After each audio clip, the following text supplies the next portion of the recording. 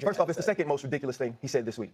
The first was standing on campus and saying he wanted to put a statue up of somebody that doesn't represent the people of Louisiana, doesn't represent the players and the students at LSU, doesn't represent the executives that work there. That was the first dumb thing he said this week. This is the second dumbest, right? Amongst a lot of dumb things that he says. Scott Woodward, for whatever he is a man who got Jay Johnson, right? Last I checked, the 2025 Louisiana State University Tiger baseball team was in the White House getting the GAT recently, right? He was there in 2019 when it's one of the greatest college football teams of all time. He also was there when he said, you know what, we're gonna go out and get Kim Mulkey, right? She brings a championship to the school with Angel Reese and with Flau'jae Johnson. And so to me, this is another situation of politicians poking their nose into things that they don't know about.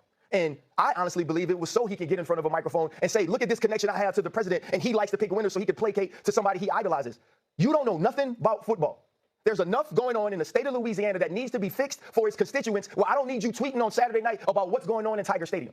There is too many issues happening right there under your nose that ain't got nothing to do with sports. Scott Woodward is a good man. Scott Woodward is a man that cares about LSU. In the greatest times, back in the day, he understood what it was like to be a part of a winner, and he's brought more winners back to the school. He didn't miss because Brian Kelly wasn't capable. He missed because Brian Kelly was no longer willing. Brian Kelly was no longer tapped in. Brian Kelly didn't care if the people of Louisiana cared about him, and he didn't care if the players knew that he cared about them.